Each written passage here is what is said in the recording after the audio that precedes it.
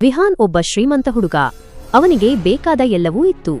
ಆದರೆ ಇಂದು ಏನೋ ವಿಚಿತ್ರವಾಗಿತ್ತು. ಏನೂ ಸರಿಯಾಗಲಿಲ್ಲ.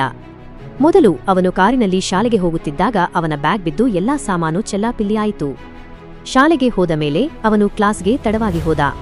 ಮಧ್ಯಾಹ್ನ ಊಟದ ಸಮಯದಲ್ಲಿ ಅವನಿಗೆ ನೆನಪಾಯಿತು, ಅಯ್ಯೋ, ನಾನು ನನ್ನ ಹೋಂವರ್ಕ್ ಅನ್ನು ಮನೆಯಲ್ಲೇ ಮರೆತಿದ್ದೇನೆ.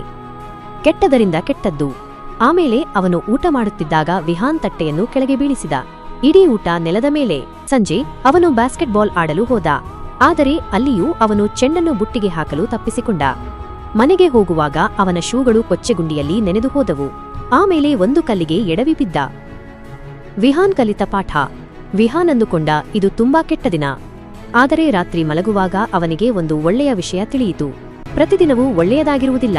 ಕೆಲವು ದಿನಗಳು ಕೆಟ್ಟದಾಗಿರುತ್ತವೆ. ಆದರೆ ಕೆಟ್ಟ ದಿನಗಳು ನಮಗೆ ಬಲಶಾಲಿ ಆಗಲು ಸಹಾಯ ಮಾಡುತ್ತವೆ. ನಾವು ಕಷ್ಟ ಬಂದಾಗ ಅಳಬಾರದು, ಬದಲಿಗೆ ಧೈರ್ಯವಾಗಿ ಇರಬೇಕು.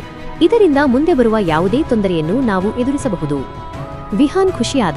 ನೀವು ಕೂಡ ಬಲಶಾಲಿಯಾಗಿ ಇರುತ್ತೀರಲ್ಲವೇ?